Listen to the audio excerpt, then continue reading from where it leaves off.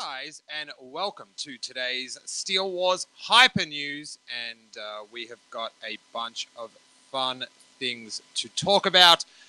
Star Wars Episode 9 shooting locations. We will keep it absolutely spoiler-free at this time. We can talk about it without talking about it and tell you where to be directed.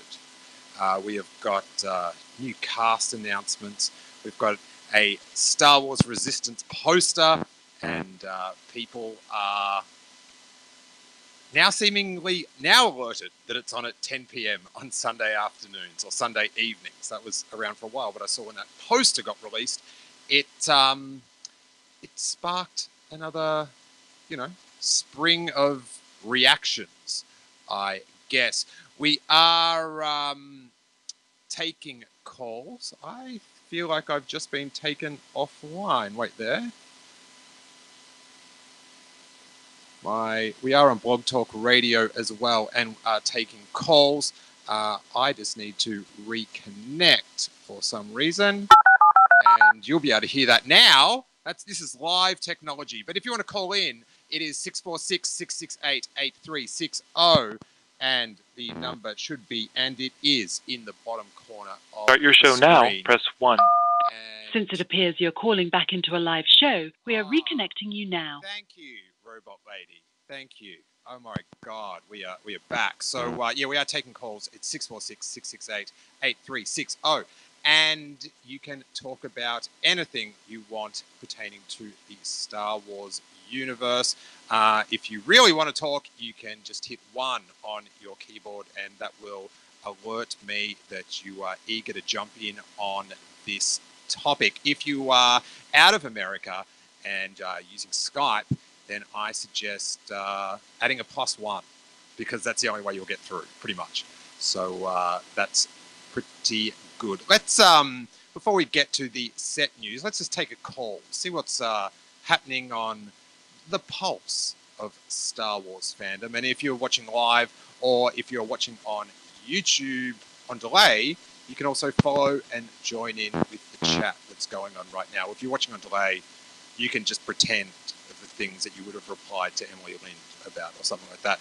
But let's go to a call. Let's go to 206. Who are you and where are you calling from? Hi there, Steele. It is Brandon Baker. I'm calling from Seattle, Washington. Hey, Brandon. Good to hear from you, man. What's on your mind today?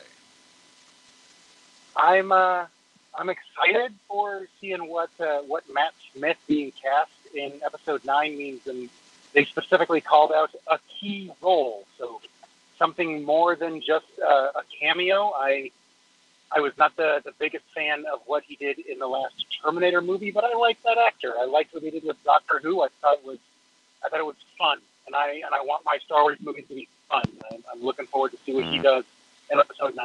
I too am a bit of a fan of fun, and Brandon, are you going for a co-hosting role on this thing? Because you've segued beautifully into one of our top stories. Variety reports Star Wars Episode 9 casts Matt Smith in key role, and in brackets, exclusive, but in capital letters, which I think is a mixed message. What do you think, Brandon? If you're putting that in brackets but in all capitals, are you saying, what are you saying? Do you know what I mean? Like, this is a little thing, but it's huge. I think it means something. I think it means we see him for more. He's got more than 30 minutes of screen time. That's my wager. That's my bet. Oh, okay. I was more just making fun of how exclusive was in brackets, but you took it on a far more serious path than I was hoping to. But it is exciting. Remind me, what role did he play in that last Terminator? I tried to go back in time and erase my memory of that. So bring me back up to speed. It's probably for the best. What I remember is he played the personification of Skynet. Yes. He was Skynet personified. Yeah. And everyone knew he was going to do something, except for me, because I didn't recognize him, because I don't watch Doctor Who or anything. But I think for every other viewer, it was like, oh, that random person in the background is going to have a major role all of a sudden. But I did tweet today sarcastically, Doctor Who, because I just know his telephone box is really big. That's the main thing I know about it. Yeah. But let's hit the story. Sources tell Variety that the Crown star Matt Smith is joining Star Wars Episode 9, which is currently in production in the UK. It is unknown at this time whether the Doctor Who alum will be on the side of the rebels or the evil Empire. There is almost nothing else, but I can tell you, this is a big scoop. He is repped by UTA and Troika in the UK. So some important show business information if you're trying to book Matt Smith on your next production, Brandon, which I'm sure is useful information for you. And anything else? Anything else to wrap up with there, Brandon? I think that's about it. I'm excited for Resistance. My 8-year-old daughter is excited for Resistance. I'm looking forward to what's happening in Star Wars. I want all good things. Before I let you go, Brandon, what do you make of this 10 p.m. time slot? You know, I know that they're going to show it a lot of times, but do you find that curious that that's the debut time? I find it curious because I've been listening to you and the Making Star Wars folks, and they talk about it being a kids-focused show. 10 p.m. doesn't make sense for that. I don't watch a lot of children's animation besides DuckTales, so I'm up for fun storytelling. Mm-hmm. I'm good with any time slots. The one thing I can't remember is that it's a Disney Channel or is it Disney XD, and I don't know if that makes a difference about anything. I think it starts on Disney Channel, and then it jumps over to Disney XD. But I'm not sure if you get multiple screenings on Disney Channel or not. So they always seem pretty vague with that information until it gets really close. I don't really understand this multi-channel land that is America, but it doesn't seem as cut and dry when they announce all this cartoon stuff with jumping over to sub-channels and stuff. But yeah, I thank you for your call, Brandon, and I'll talk to you again soon. Absolutely. I'll be talking to you soon, so take it easy. Cheers, man. We've got a couple more people on hold. Someone just dropped off, which was unfortunate, but we've got 2 more people on hold, and if you want to join them, it is 646-668-8360. Let's see if there's anything of note happening in the chat room. Ian Keiser was just excited that DuckTales got a mention. With the Resistance thing, I'll put up a little graphic. They just released a poster, which I guess we should just get that out of the way. Star Wars tweeted, saw into action against the First Order. Star Wars Resistance premieres Sunday, October 7th at 10 p.m. Eastern Time, Pacific Time on Disney Channel. And that, I don't know, is there a way to get around that? I don't want these East Coasters seeing it 3 hours before me with their tweets and their comments and their hints, and spoilers. So I don't know if maybe I just FaceTime someone. I can FaceTime with Emily Lind, and I can watch it in the most ghetto way possible. But the 10 p.m. time slot, it's hard to work out a rational reason behind this. It's, it's for kids. And I do want to go into later why I think Resistance currently should be judged differently to Rebels. There's a fine line that I'll explain in a little bit if I don't remind me. But it's the 10 p.m. thing there's sort of two, I guess there's 3 theories. Theory 1, very basic, not very salacious at all. It's just like, it doesn't matter what time it premieres because people are going to have a chance to watch it all through the week. And that's what counts. I heard someone with some knowledge, maybe throw up the suggestion of they're just seeing, maybe they're just putting it on at 10 to see how many of the adult audience watches it at that time. But that sort of doesn't make sense, because if you were doing that, you'd be monitoring that through ratings.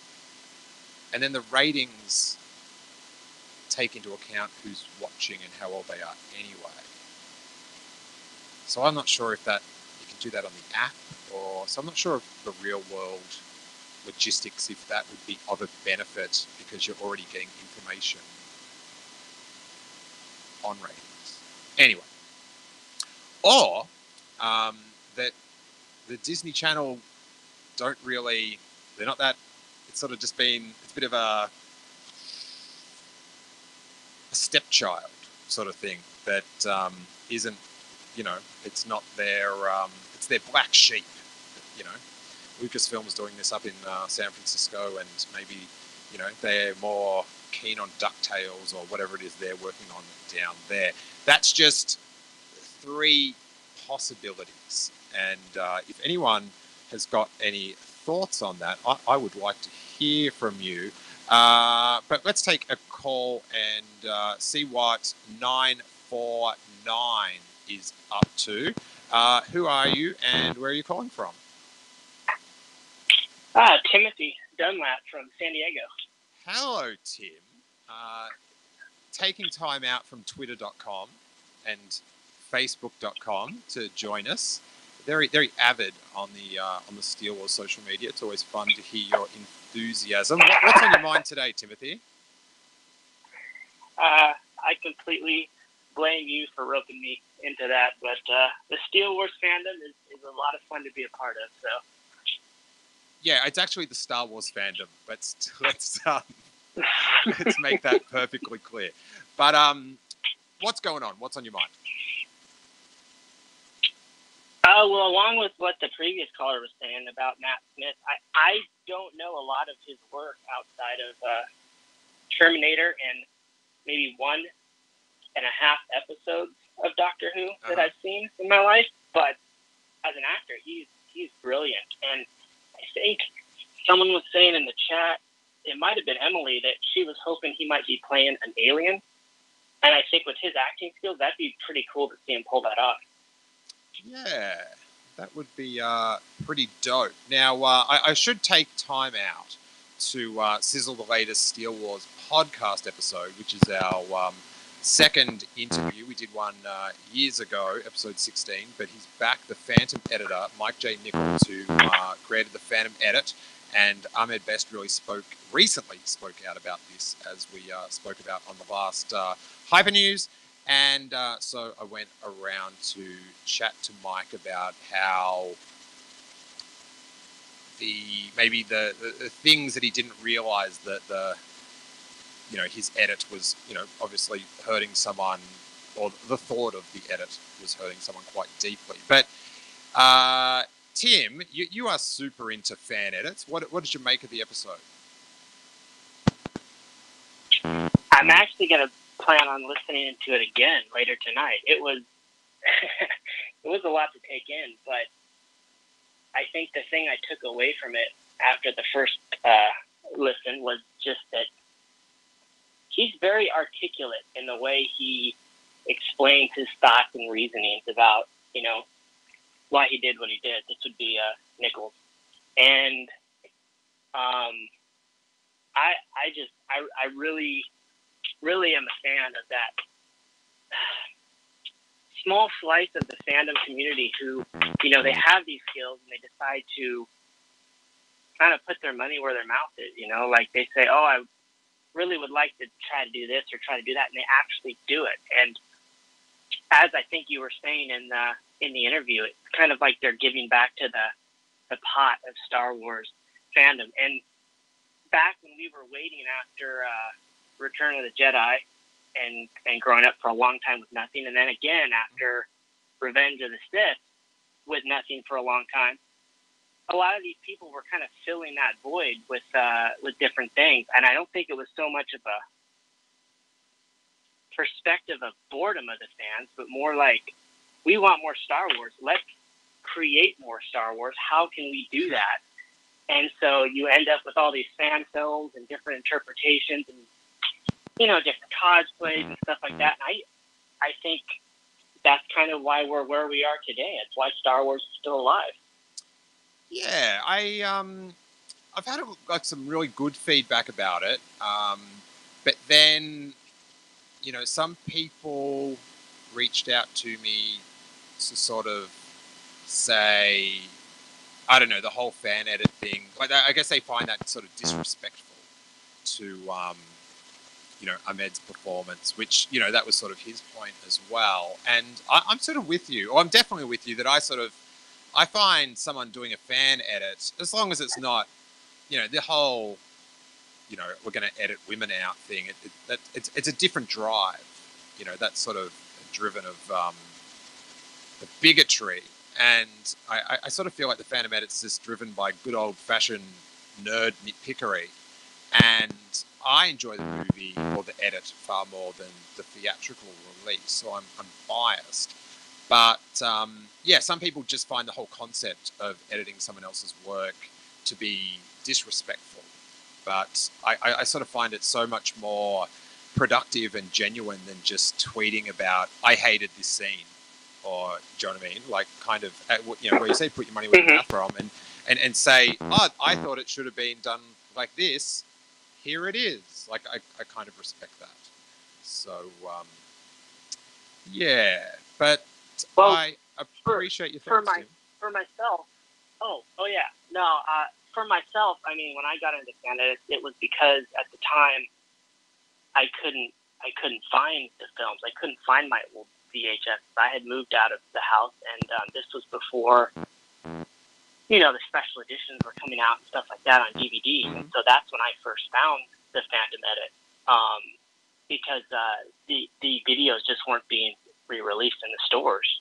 And I think what it did for me was it made me realize that, like, the Phantom Menace and Attack of the Clones were pretty close to what I wanted. Do you know what I mean? Like, just those small tweaks. I enjoyed the film so much more. And Attack of the Clones, what he does to that one is so good.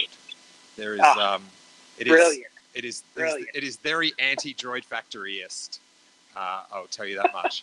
But hey, Tim, I better keep it going. But thanks so much for your call, and I'll talk to you online soon. Cheers. All right, I think I've got Patreon member in Australia, Matthew Thurbin, on the line. Is that you, Matthew? Hello there. What's going on, man? I am in your time zone. I'm in Sunnyvale, California. Sunnyvale, home of Buffy the Vampire Slayer? Yeah, is it? Really? Isn't it? Or is that Sunnydale? It's down near the bay. Oh, my God. If that's wrong, I'm probably getting eaten on the chat. It hasn't hit there yet. There's like a 10-second delay, so I'm always like very concerned. But what's on your mind, Matthew? I missed out on what you were saying for the last 10 minutes, so I'll just change the subject. Yeah, go for it, mate. Like a true podcaster. I feel like I feel like I'm following in your footsteps. I just visited Lucasfilm headquarters the other day. Nice. Visited Yoda. It was actually shut. It was a Sunday, so I just had some quiet time with old Yoda. It was quite good. Yeah, I went like 6 years ago, and just got to go into the lobby and the fountain, and I was not prepared for how struck I was by the Yoda fountain. It is, it's very nice. It's very nice. It is very nice. There was literally no one there. It was late. It was 6 p.m. or so. So I had a good 20 minutes with Yoda, just chilling out. Nice. So if you're in Sunnydale, but you're calling on your Sunnyvale, or Sunnyvale, whatever, who cares? All right. Are you calling on your Australian phone back to Australia then to me? No, I was using a local number and I got kicked off, so I'm using Skype. Got you. I was going to say, like, that is going to be the most expensive phone call of all time. But what else is on your mind in Star Wars news?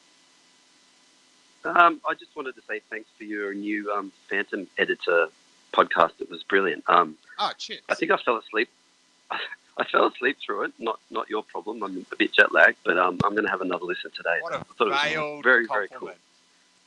I had thanks to that episode. Had the best night's sleep of my life. Thanks, buddy. No, it's very fine. very cool. Cheers. Yeah, and sorry, what was I going to say? Star Wars Resistance. My kids, they're definitely looking forward to that one. I showed them the trailer and they're pretty psyched about it. So that's all that I'm happy about. My kids are going to enjoy it. It looks like, and that new poster is pretty cool, I think.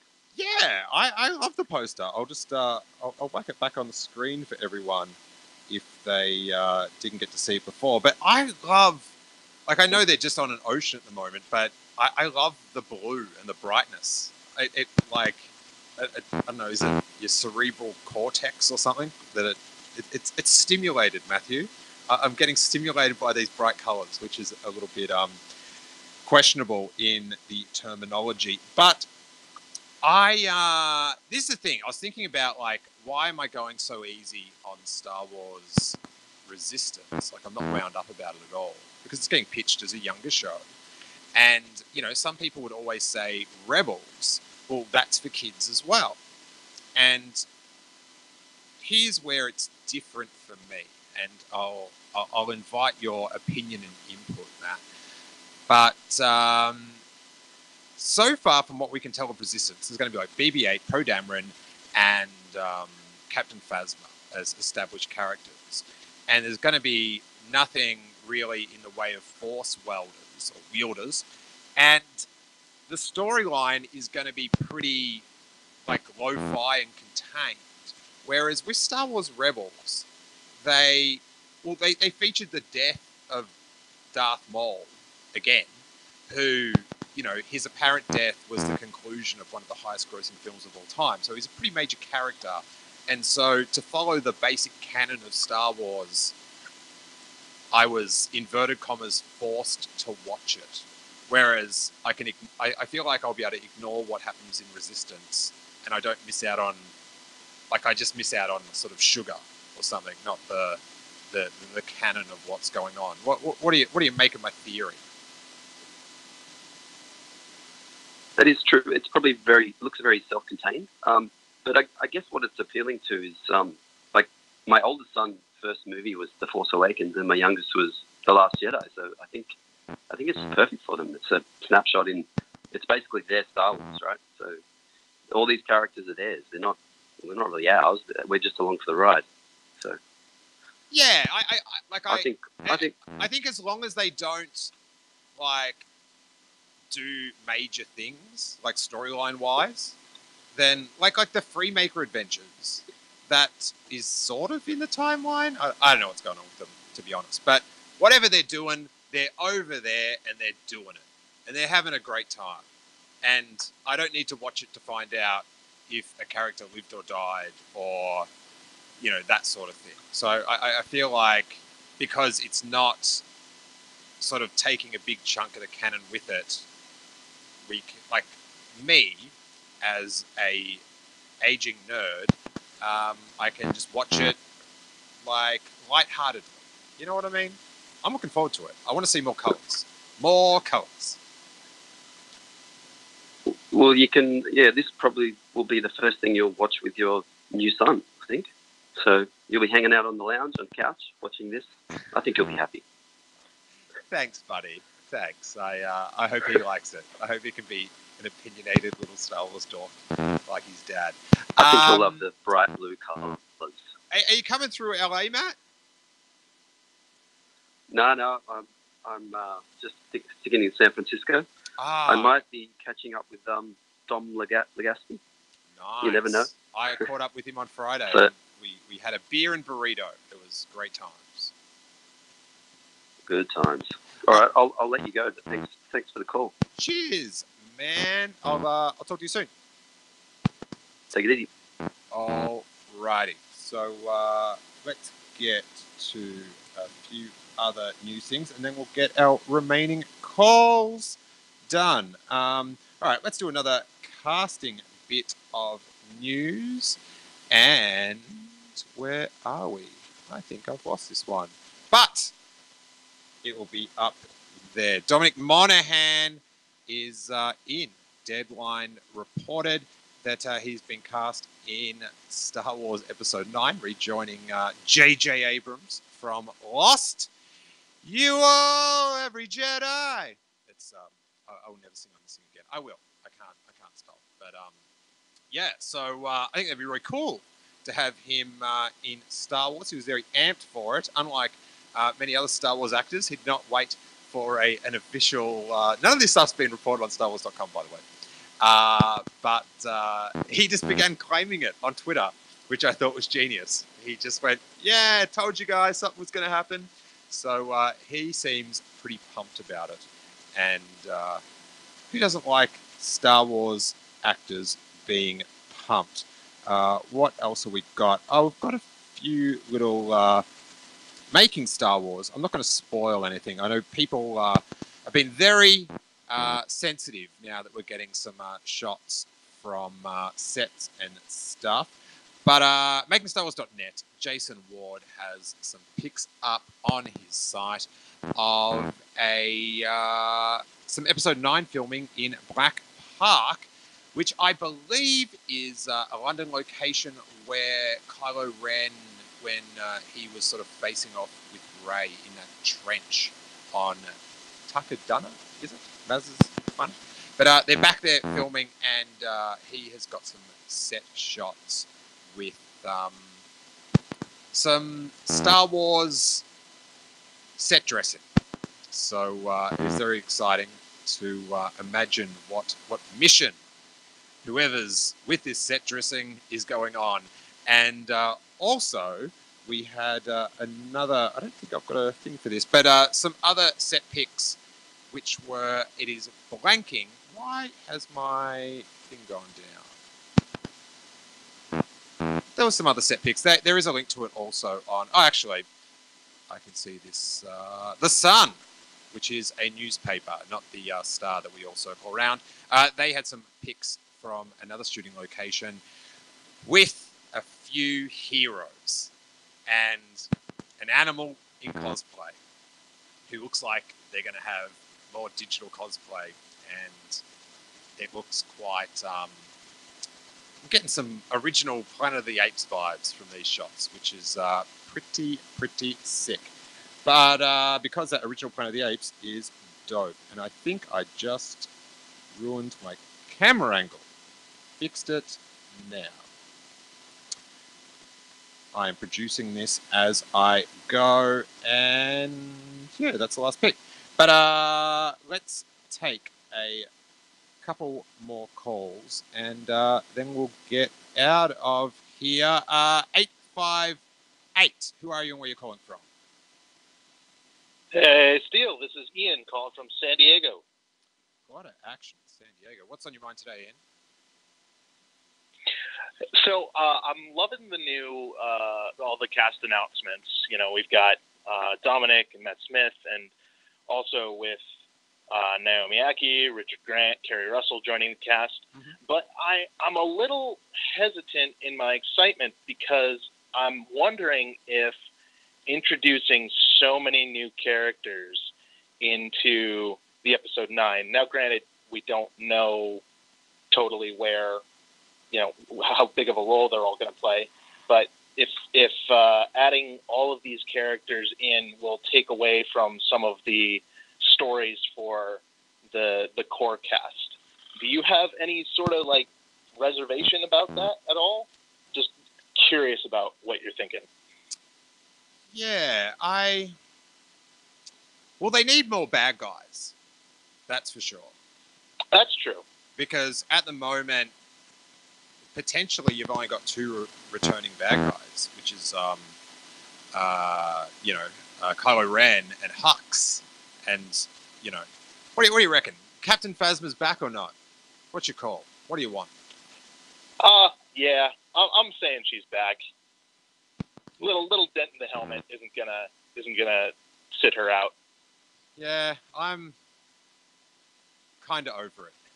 I think 2 Oh, comebacks. really? Yeah, I'm not sure if it's like, let's just make it 3. Let's just do it, everyone, and she'll be the Kenny of the Star Wars universe, but in a more realistic, less it's all connected poetry type of Star Wars film. You know, she was dope.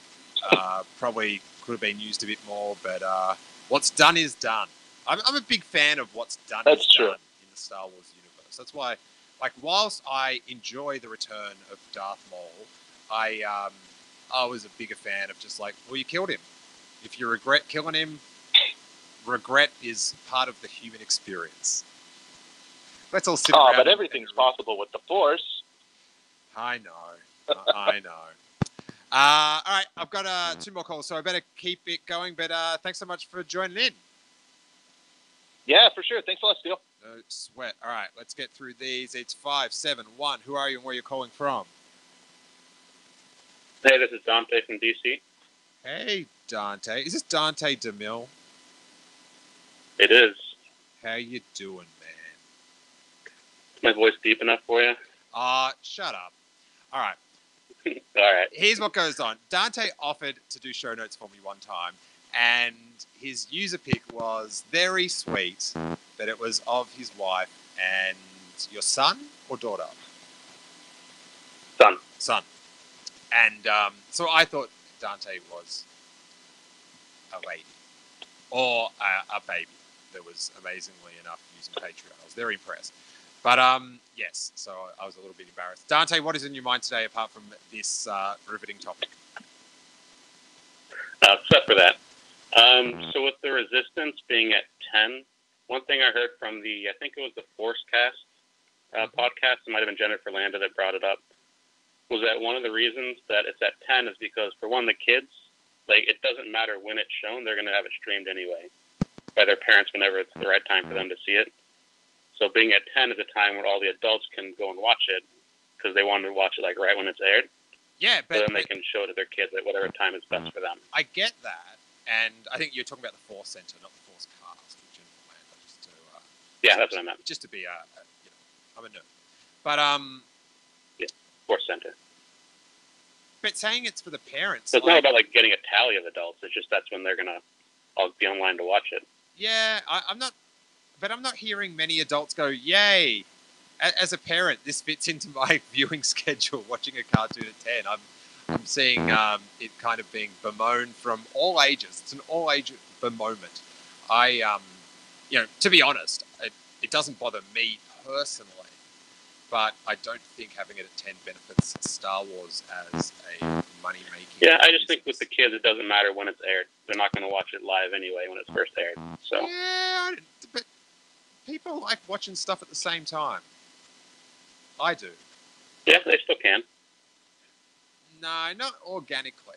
Like, do you know what I mean? Like, I know, like there's like a wrestling network, the WWE network, and you can watch stuff on demand. But then when they have those live pay-per-views, people like to watch them live, and it's like an ongoing commentary. So I think there's some benefit. Like, there's no benefit to putting it at weird times. Like, do you know what I mean? Like, why not just put it on at 7? Let's, like, all the adults that, like, want to watch it when it's aired, they're going to be available at 10. All the kids that'll watch it anytime are available anytime. If you put it at, like, 7, then maybe all the adults that want to watch it right when it's going to be aired aren't going to be able to. But the kids are still going to watch it whenever they have a chance to. Doesn't matter what time. Yeah, if you said 8 or 9, I'd go, yeah. But 10... I think 9's better than 10, but... No one... that's just the reason that they gave, and I thought it fit. Well, I thought it was as good as any other reason that I've heard. How about this? Put it on at 8, and then people can just stream it at 10. Ta-da! Yeah. Oh my God. You must... doesn't matter much to me. I think you'd be great friends with my friend Robbo, which is a quasi-compliment. Yeah, I like Robbo. We disagree on some stuff, but who doesn't disagree with Robbo on some stuff? Awesome. Dante, thanks for calling in. I better keep it going, but call in anytime, man. Cool. Yeah. Sweet. If you've got any comments in the chat room, drop them in and I'll react to them after this call, which is 276. Who are you and where are you calling from? As I see, Josh Chapman in the chat saying still no announcement date for Resistance in Australia. Oh, well, sorry. Ali, is that you? It's Allie Slate, Glitter Geek Allie. How are you, Steele? I'm really good. What's going on? Well, I have a question. I just tuned in. I just got out of class. Maybe someone else is asking. I'm not sure, but these new casting announcements. What are the chance you think that they could be Knights of Ren? There's a chance. There's a chance. Yeah, it's possible. Like, but we've had no thumbs up, thumbs down rumors on whether they're going to be in it. I did have a very amusing commenter on my YouTube the other day, kind of concluding it must be that that what's her name? Oh my God, I just want to call her Felicity. Help me, Ali. Carrie Russell. Carrie Russell. She must be a Knights of Ren just by the fact that these characters exist and she's now in it. But yeah, I don't know. I so hope that they are in it because it'd be just interesting to see what comes of it. But yeah, so I don't know, because then you've got to go, well, if they are in it, are they going to be mask-off characters? Or are they going to, stay, Praetorian, Emperor's Royal Guardish? Yeah. But, what is going on here? Emily Lynn saying in the chat room, not that Steele would know anything about that from the Breaking Bad days. Oh, okay. I think about, all right, I wasn't sure what that implied. But I think that's about the delayed schedules of television programs in Australia. What else is going on, Ali? What's been on your mind Star Wars-wise of late? Well, honestly, I've just been thinking about that constantly. And before I've been thinking about it all day. I'm like, okay, are they Knights of Ren? This would be so interesting. But another thing, telling you I just got out of class and I'm in a new place and I'm looking to get some more wall art. So I searched on Twitter Kylo Ren fan art and I saw some really disturbing stuff. But other than that, that's not much on my mind. Well, our thoughts are with you during these tough times. Thank you. I'll try and get through it. I think I can make it, but thoughts and prayers, please. Steele, you have a great evening and keep up the amazing work. I love this new thing that you're doing. I think it's great. Cheers, Ali. I appreciate that. And I will see you online, buddy. All righty. So this brings us to about the end of the show. And please check out our episode with the Phantom Editor. It is a pretty fascinating chat, hopefully. People have been enjoying it, or they've found some conversation points from it that I welcome. So let us know what you thought about that episode below in the comments. I promise I will be back to do another one of these Friday afternoon. And so we can get a time for our Australian friends. I know Resistance has forgotten them, but I haven't.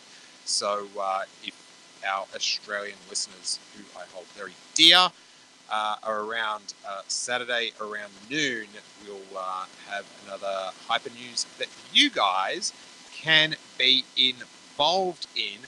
Also, if you are enjoying the content, you can join up with the Steele Wars Content Club on Patreon, and for $1 you get all the YouTube shows like this also on the audio feed. If you don't have time to actually watch it at home or at work or while driving your Tesla, then you can listen to the audio, which some people find more convenient. As well as that, for $1, you get access to our entire back catalogue of Steele Wars basic shows, the regular shows that that there's just sizzles up now. So you can listen to the old Phantom Editor episode from episode 16 and all that sort of stuff. And if you want to step up to $3 a month, you get all our bonus shows like Making Steele Wars, The Brooklyn Strikes Back, The Robbo Report, our contribute to our Patreon Q&A show, and also we have got a new show starting in the next 7 days called Star Wars Year by Podcast, where Oz Burkett and I will be doing an audio commentary of sorts of the Star Wars Year by Year book by year, which will also have video versions, so you can have a visual guide, which I'm so excited about. I recorded the first episode, and it was so fun. And I will go into the chat room, and Josh Chapman thinks it's Knights of Rent-A-Crowd. Ian Keister says the Knights of Rent is far too expensive here. Oh my God, why am I reading the chat? All right, no more reading the chat room now on the show. Ian has killed it, and Rashad just wrote the same joke. What is wrong with you people? The internet, full of trolls, it seems. Even happy ones that are being a part of the little Steele Wars-averse or whatever. Thank you guys so much. Check out the Phantom Editor show. Join us this Friday night, American time, Saturday during the day in Australia for the next Hypenews. We'll be doing another full-length Hyper Chat show with guests next Tuesday, which should be super fun.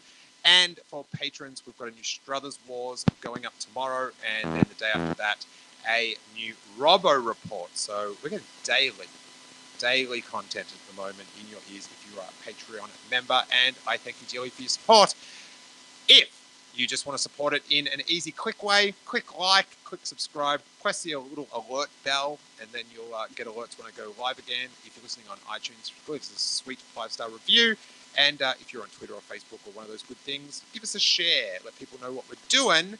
If more people listen, we can do it more often. I thank you guys so much, and may that force be with you.